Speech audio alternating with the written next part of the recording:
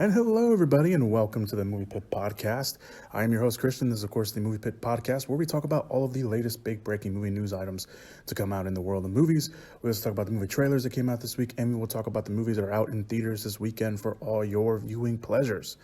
I had time to record a podcast this week. I mentioned last week that I may not have enough time to record a podcast, but obviously I do. I had time to edit it as well and release it out to you guys. So here I am doing a podcast for you guys. So let's just get right to it. Let's not waste any more time. I did mention, again, last week I mentioned that the podcast will be going through some changes. So if you want to know what those changes are, they'll probably be very evident if you listen to the podcast enough. But if you didn't, why don't you go ahead and listen to last week's podcast? Pretty much explain it right there at the beginning. So let's dive into this week's movie news items. First, we're going to talk about some quick trailer thoughts. We had quite a few trailers dropped this week. We're only going to talk about a handful of them, a few of them, I should say. But very quickly, we're going to talk about two specific ones. A new trailer for Scoob came out, which was the animated feature film about, of course, Scooby-Doo. It looks fine. It looks fine. It doesn't look too out there. The animation's very interesting. I know I've seen something that looks fairly similar to it, but I think the animation for this animation suits kind of the story they're trying to tell with this Scooby-Doo. So it looks pretty good, or hopefully it will be good. The movie comes out on May 15th if you're interested in that. And then the second quick trailer we're gonna get to, ironically, also another animated movie, or coincidentally, not ironically, coincidentally another animated movie. It's from Sony Pictures Animation, and it's called Connected. This movie is produced by Phil Lord and Chris Miller. It follows a family on a road trip when they're taking the youngest daughter to college. It's kind of a last hurrah for the father to kind of get back with his family and his kids and everything like that. And unfortunately, a robot uprising starts. So nice little twist on the story. The voice cast includes Abby Jacobson, who voices the daughter. Danny McBride voices the father. Maya Rudolph's also in there. And who else is in there? I know I put it down. Eric Andre and Olivia Colman are on there. The movie comes out, I believe, later this year. I did not put the release date on here for some reason, but it does come out later this year. It is coming out this year, I believe, a little bit later. So we'll talk about that, of course, more when we get to the release date for that. All right, as for the bigger trailers of the week, we'll talk about Artemis Fowl. It is based off the beloved book series of the same name, and it follows a 12-year-old genius named, of course, Artemis Fowl, voiced here by newcomer, I'm going to pronounce his first name wrong, Fredia Shaw. I'm pretty sure I pronounced that wrong. He is a descendant of a long line of criminal masterminds as he seeks to find his father, who has mysteriously disappeared, and with the help of his loyal butler, Artemis sets out to find him, and in doing so uncovers an ancient underground civilization, an advanced world of fairies, and sets him on a collision course with a dangerous plan, and in doing so has to try and save the world. The basic hero stuff. So if you are a fan of those books, obviously that synopsis does not read like the books, because apparently, since I never read the books somehow, even though now finding out about the books, or finding out what they really kind of are about, those sound really right up my alley. I don't know why I never read it, but there you go. Anyway, apparently, obviously there was a lot of big changes because everyone that had read the books and pretty much a lot of the reception from the trailer that came out earlier in the week is negative because it does not follow the books. Apparently, Artemis in the books, at least the first book for sure, he is a villain, full-fledged villain, and the rest of the series is kind of him redeeming himself. But this one, and obviously from the trailer, you can tell that he's kind of new to this world. He's kind of going to be our surrogate into this new world. He's not going to be evil. So there's no evil kid in this movie, which obviously has a lot of people upset about that. I don't really have a connection to it, so I really don't know what I can and can't, get behind. But from the trailer, at least, it looks okay. It looks like a fun adventure family movie. Obviously, if you're a fan of the books, you'll probably be a little disappointed because it doesn't follow the books. But We'll see how it works out. The movie is directed by Kenneth Branagh, and the writers of the movie, if you want to put any blame on the writer, if you want to put any blame, it's going to be the writers. It's probably going to be on Disney, too, since they're the one releasing this movie. Connor McPherson and Hamish McColl.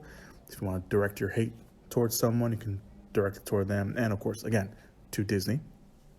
The movie co-stars Josh Gad, Colin Farrell, and Judi Dench. Artemis Fowl opens May 29th. Finally, this movie was supposed to come out last year. For whatever reason, it got delayed. I don't know if they were doing reshoots or if they just needed more time to figure it out. But we're finally getting it released this year in May. The next trailer and the final trailer, at least at the time of this recording, obviously, is Greyhound. In the early days of World War II, an international convoy of 37 Allied ships led by Captain Ernest Krause, played by Tom Hanks, in his first command of a U.S. destroyer, crosses the treacherous North Atlantic while hotly pursued by wolf packs of Nazi U-boats. That is how the synopsis reads. I did not change that in any way, shape, or form. Hanks actually co-wrote the script himself, which is pretty cool. Something he hasn't done in a while. He did write, I apparently forgot to write the other movies he wrote, but he did write at least one movie called That Thing You Do, and he also wrote an episode of Band of Brothers, which he produced. The movie itself is directed by Aaron Schneider, who directed Get Low, and a couple other stuff, I believe, as well, obviously. And Greyhound also co-stars Stephen Graham, although I didn't see him in the trailer. So maybe they're kind of hiding him in the first trailer. And Elizabeth Shue, who is here, and I believe plays Tom Hanks' wife, or at least someone that is interested in him, and they're interested, and he's interested in her. The movie opens on June 12th, and it actually looks pretty good. This movie's been kind of on my radar a little bit. Obviously, it's Tom Hanks. It's a movie that he wrote. Obviously, Tom Hanks is a very talented actor, and to see him kind of, get behind the camera, even if in writing the script form and even producer form. Obviously, we've seen him in producer form, but seeing him in another level here as a writer is really, really cool. So I think it looks pretty cool. Visually, it looks pretty cool. I think maybe they're still hopefully working on some of the CGI because it looks a little wonky, although it is a movie. I'm pretty sure a lot of it is a majority of it, not a lot of it, a majority of it is probably going to be green screen, but it looks pretty cool, and seeing Tom Hanks on screen is always fun. So there's that. Okay, so those are the trailers for the week. Let's go on to the rest of the movie news items. We're going to do some quick fire movie news items for you guys.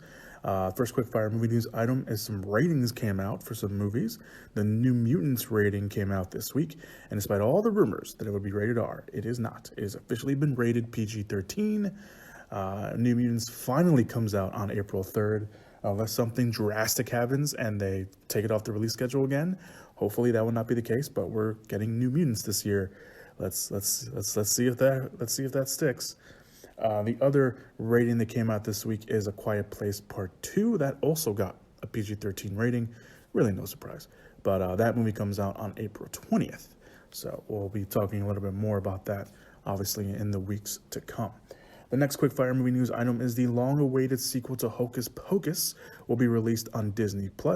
That movie has found director and Adam Shankman. He has directed movies like Hairspray and Rock of Ages. He will direct the script by Gene D'Angelo, who wrote the Comedy Central series Workaholics. The idea is to bring back the original cast, especially the trio of witches, played by Bette Midler, Kathy Najimy, I think that's pronounced her last name. I never knew how to pronounce her last name, and Sarah Jessica Parker. However, no deals have been placed, but Disney is hopeful that they can get them back so they don't have to reboot the movie or recast the roles in any sort of way. They've been talking about Hocus Pocus 2 for a long time, and now we got a director, we got a script, and hopefully we'll get some casting updates on that soon. The next quickfire movie news item is that Leigh Whannel, the writer-director of Invisible Man, after the success of the movie at the box office last weekend, Blumhouse is keeping their well-known and successful formula of it ain't broke, don't fix it. Blumhouse and writer-director Leigh Whannel, like I mentioned, has signed a 2-year first-look deal that will cover Whannell's. Oh, sorry about that. We'll cover any projects that Whannell will write, direct, and/or produce. This pretty much guarantees that whatever Whannell does next, Blumhouse will release it or at least get first dibs on it. This isn't just random in any sort of way. Whannell and Blumhouse have worked together on 7 different times, all 4 of the Insidious movies, one of which he directed, and of course Whannell's last film that he directed, Upgrade. Moreover, Blumhouse head Jason Blum spoke with Bloomberg, and he pretty much suggested that we could see more Universal monster movies from the studio, which I think is personally a very great idea. And once the Dark Universe failed at Universal Pictures, I'm pretty sure I said on the podcast that if they really wanted to continue this, if they really wanted to do a Universal Monsters universe again, give it to Blumhouse. And it looks like maybe that's what they're doing. Who knows? But speaking of Jason Blum, he also appeared on a podcast, The Evolution of Horror, where he revealed a brief but big update on the 7th Paranormal Activity movie that was announced last year. Blum said that Christopher Landon, director of Paranormal Activity, the marked ones, and also the writer for the movies from part 2 to the marked ones as well, he is going to help develop the next installment, although he didn't go so far as to saying that he's going to direct the movie, but he is helping it develop. So he's probably involved as a producer, maybe even a writer, maybe even come back as a director. Landon has directed films from Blumhouse as well. He's directed, besides the Paranormal Activity movies, he's also directed the Happy Death Day movies. He directed the first one. He also directed the sequel, which he also wrote. He also wrote and directed a pretty funny movie that I think kind of gets lost the wayside just because of the idea of it, but I kind of really liked it. It was like a nice little dumb fun movie, Scout's Guide to the Zombie Apocalypse. So there you go. There's Landon. The currently untitled Paranormal Activity 7, which we have no idea if it's going to be a reboot or if it's going to be a continuation, has a release date currently of March 19th of next year. So obviously, they're probably going to start filming that in the summer, maybe even the fall to get that release date. There's a pretty quick turnaround on those movies, so we'll obviously keep an eye on that. The next quick fire movie news item is that Jason Statham has dropped out of the action comedy The Man from Toronto. The movie would have had him team up with Kevin Hart, but according to sources, Statham's deal was never closed, and the studio, which is Sony Pictures, has to find someone new to replace him in only 6 weeks, because that's when they were supposed to start filming. The movie is an interesting one because Statham also just left his casting agency too. I don't know if maybe the two are connected, but either way, it's very interesting timing. Either way, Sony has to find a replacement soon because, like I mentioned, they start filming in 6 weeks, or they wanted to film in 6 weeks, but they do also have a release date for November 20th. So there is that. The movie, by the way, would have been directed by Patrick Hughes, or is being directed by Patrick Hughes, who directed The Expendables 3, The Hitman's Bodyguard. He also directed a movie that I really enjoyed called Red Hill, which is one of his first movies. And the movie has a case of mistaken identity, as Statham would have played the world's deadliest assassin known as the Man from Toronto, while Hart would play a New York screw-up. The two would have run into each other at an Airbnb where a clash of personalities and deadly killers ensue. I think it's a little rare that we get a news item where Jason Statham drops out of a project, so that's kind of why I wanted to mention it. And finally, the last two quickfire movie news items. The Batman is currently, of course, filming. We've seen some set photos. They've just released photos of the new Batmobile, which looks a lot like a muscle car, all souped up. But it is adding to its already impressive cast. This week, the movie added twins, Max and Charlie Carver, mostly known for their work on the MTV series Teen Wolf. I believe they also appeared on The Leftovers as well, in unknown roles. Of course, everyone's going crazy thinking who they're going to play. Of course, there's Wonder Twins jokes abound. Cinema Blend had a nice little article suggesting some people like Tweedledee and Tweedledum who aren't twin brothers in the comics, but they are cousins. They usually look a lot like each other. They usually work with the Mad Hatter, but they could, of course, be worked to be henchmen for someone else. They also suggested the Trigger Twins, which are lower known villains who are, I believe, more in the modern sphere of the comics, who dress up as cowboys and rob banks. or they could be playing just two original characters to the movie. Either way, the casting is leading to a lot of speculation and suggestions. Like I mentioned, they're filming right now, but the Batman will open next year on June 25th. And finally, the last quickfire movie news item of the week is that Chad Stahelski, the director of the John Wick movies, is readying his next film, which according to Deadline will be an original high-concept car-focused action film. Plot details are currently being kept secret right now, but it will reportedly focus on an interesting character relationship at its center. The film was written by Andrew Nemec and Josh Applebaum, who had hands in writing Mission Impossible Ghost Protocol. It will also be produced by A Quiet Place producers Andrew Form and Brad Fuller, who recently parted ways with their former home, Platinum Dunes, which was also one of the homes of Michael Bay, and have created their own production banner called Fully Formed. Stahelski is currently plucking away at the next John Wick movie, and he recently did some second unit / stunt choreography work for Birds of Prey. So anytime Chad Stahelski is behind the camera, I am going to be on board. All right, let's move on to this week's big movie news items of the week.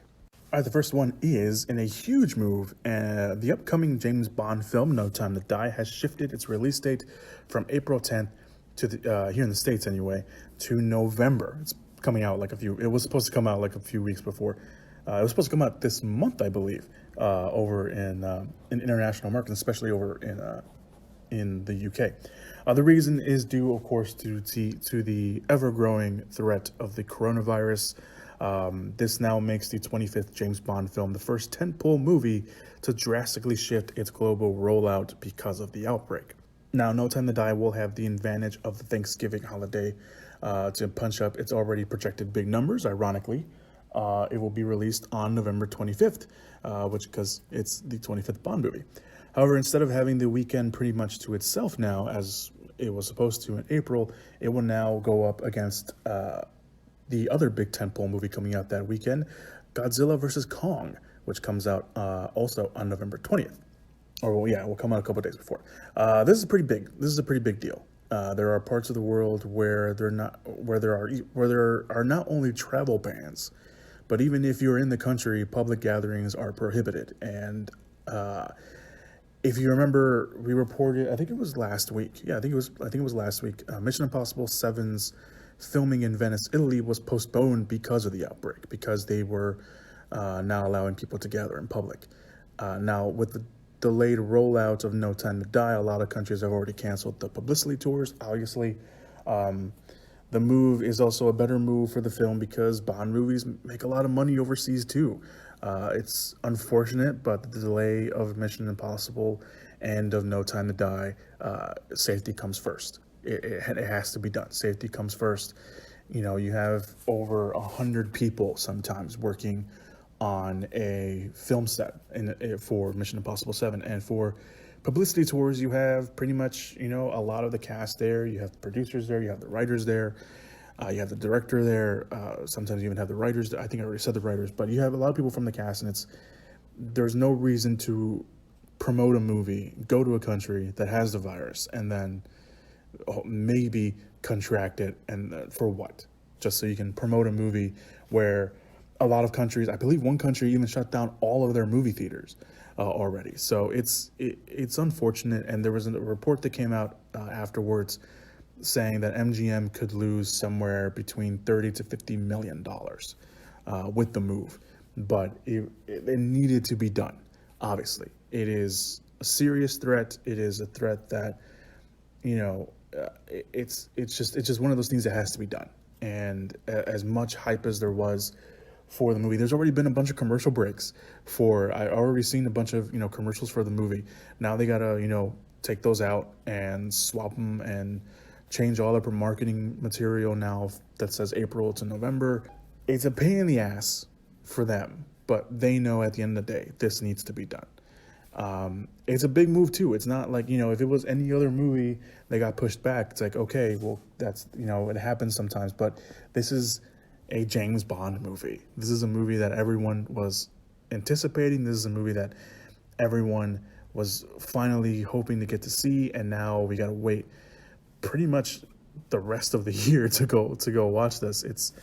It's a big move, but I get it, and I hopefully fans will get it too. And most of them are very understanding of it.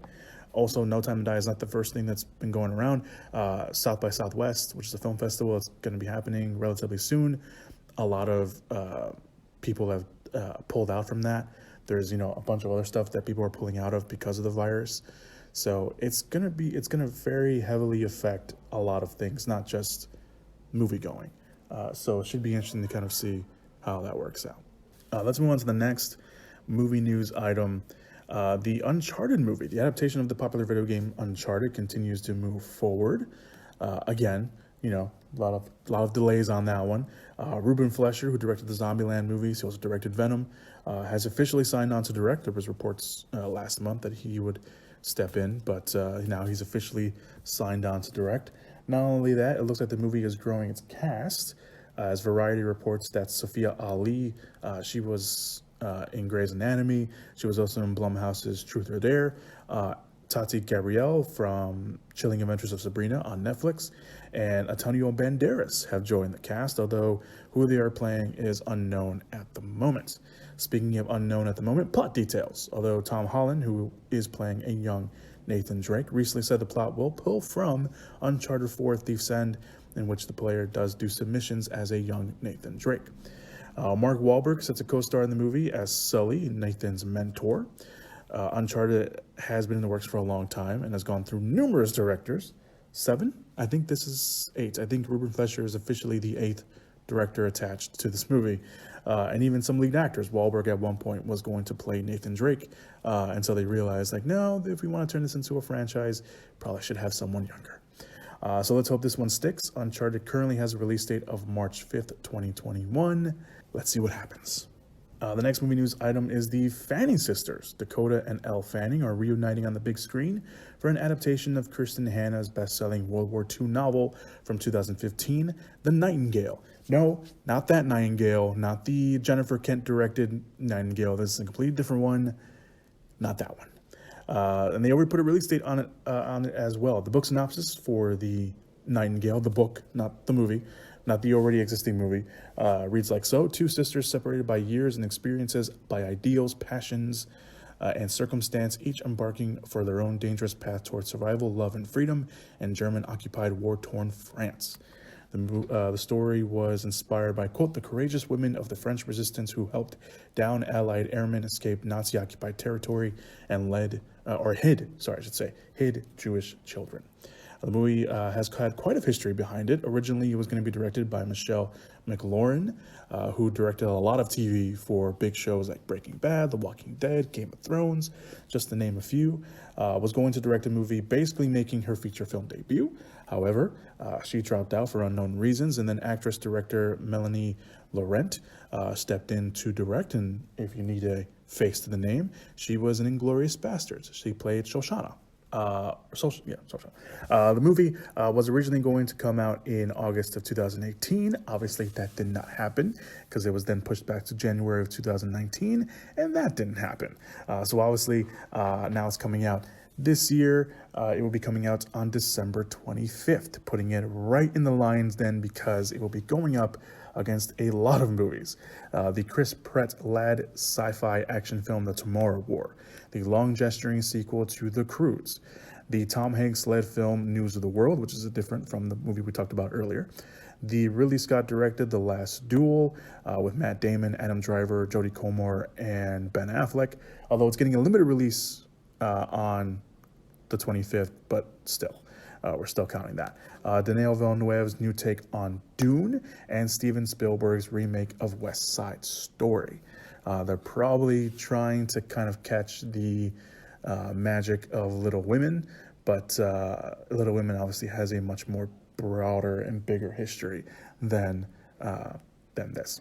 The Fanning sisters have appeared and acted in the same movie together before, although the two were very young when they did it.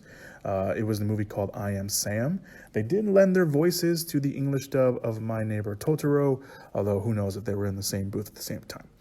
Dakota did also do an uncredited cameo in Super Apes, which starred Elle Fanning as one of the leads, but obviously that was a long time ago as well. So This is pretty cool. We usually, there are quite a few, siblings in Hollywood. A lot of the time, a lot of them don't necessarily work with each other, but this is pretty cool. So seeing the both of them on the screen together, hopefully playing sisters, or obviously they are playing sisters because the synopsis says they're sisters. So this is pretty cool. I think this is pretty cool.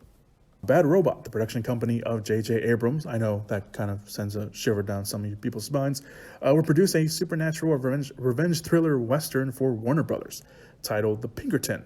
The movie was written by 10 Cloverfield Lane Daniel Casey, who also wrote the sci-fi drama Kin, and co-wrote the upcoming little indie movie called F9. I believe you also may know it as Fast and the Furious 9. But specific details are being kept under wraps. However, the term Pinkerton, if you know your history or just want to listen for the next 10 seconds, should give it a hint on what this movie will probably be about, or at least kind of a vibe for a bit. Pinkerton is the name of a detective agency that got started in the mid-1800s and became famous for two real big things. One of them was being the security for President Abraham Lincoln, and then working for corporations during the industrial age. Actually, three things. The other thing is the Homestead strike against Andrew Carnegie, where 7 workers were killed. So we don't know which thing they're going to do, but whatever it is, we'll find out. This sounds pretty cool. Obviously, Bad Robot. J.J. Abrams is one of the heads there. There's no word if J.J. Abrams will even be involved with the project. It's just his company. Even if his name is on it, it's probably going to be like an executive producer role where he's just going to, I was like, yeah, go ahead, put my name on it. It's fine. Don't worry about it. So there is that. And finally, the last movie news item of the week is that Skydance's long-in-development action-adventure film based on the Bermuda Triangle, titled Bermuda, very properly, is back on track as it has hired Sinister and Doctor Strange director Scott Derrickson to rewrite the current script and direct. Not only that, the project is circling Chris Evans to lead the movie. The most recent version of the script was written by Chris McKenna and Eric Summers, who wrote Spider-Man Homecoming, Ant-Man and the Wasp, and Jumanji Welcome to the Jungle, which was the first one. Now Derrickson will rewrite the script with his writing partner, C. Robert Cargill, who helped him write Sinister and Doctor Strange. Although exact details on the plot are still unknown, but obviously it will probably revolve around the Bermuda Triangle. Sam Raimi was once circling the project, which obviously nothing ever happened from it. Ironically, now I'm using it right, Raimi is now circling to direct Doctor Strange and the Multiverse of Madness after Derrickson sadly left the project. So there you go. This is pretty cool. I remember reading about Bermuda a long time ago, and the fact that it's finally happening, and it's going to happen with Scott Derrickson of all people, I think that's really, really cool. That's top notch. And with him and Cargill and Chris Evans, if he signs on to the project, that's super cool. I'm really excited for this project now. All right, so those are all your movie news items, at least at the time of this recording. If anything else came out, I'll drop it right here. And if not, then let's move on to this week's movie releases. This week we have the expansion release of Emma, which was the movie based off the Jane Austen novel that stars Anya Taylor-Joy. So there's an expansion on that if you want to go check it out. The limited release of the week is the A24 film called First Cow. The synopsis reads like this: 2 travelers on the run from a band of vengeful hunters in 1920s Northwest dream of striking it rich, but their tenuous plan to make their fortune on the frontier comes to rely on the secret use of a landowner's prized dairy cow. The film is pretty much filled with some unknowns, or at least some up-and-comers. We do have some veteran actors in there like Ali Shawkat, Toby Jones, and Scott Shepherd. I've heard some pretty big things, some pretty nice things about it. It is A24, have a great track record. So again, limited release, just be aware of that. Your wide releases this week include The Way Back, which is a movie directed by Gavin O'Connor, who's directed movies like Warrior and The Accountant and Miracle. A former high school basketball phenom struggling with alcoholism is offered a coaching job at his alma mater.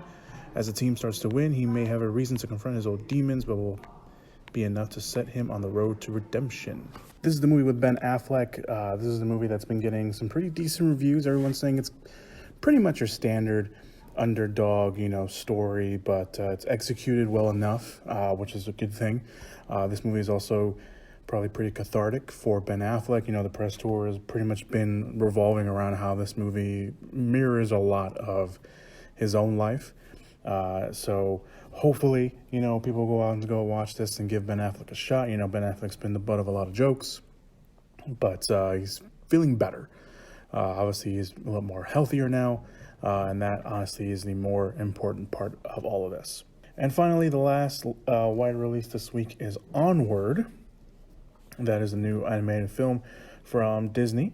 It is set in a suburban fantasy world. Two teenage elf brothers embark on a quest to discover if there is still magic out there. The voice cast includes Tom Holland, Chris Pratt, Julia Louis-Dreyfus, and Octavia Spencer. This has been getting some really, really good reviews, from what I've been able to tell. It's Disney and Pixar, by the way, not just Disney. It's Disney and Pixar. It's been getting some pretty decent reviews.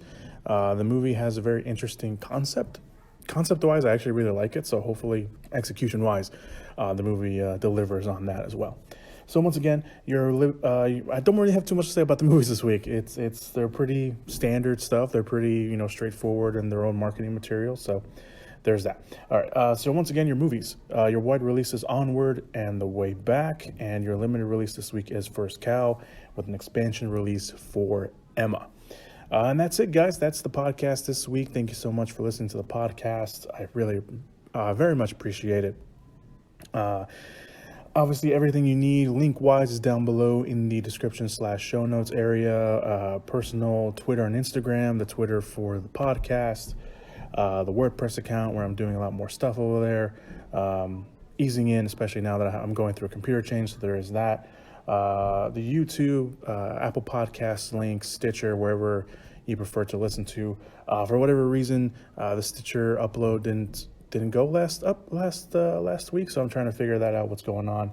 So for whatever reason, this doesn't come out either on the Stitcher feed. I apologize for that, but I'll fix that as soon as possible. But if you're listening on Apple Podcast or YouTube, it doesn't really matter.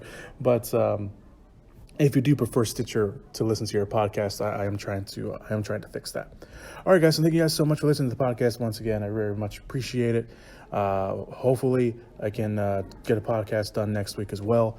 I should be getting a podcast next week as well. And yeah, that's it. That's all I got for you guys. So thank you guys so much. Enjoy your weekend. However you're spending it, enjoy your week, depending on where you're listening to this. And I'll see you guys next time. So go watch some movies.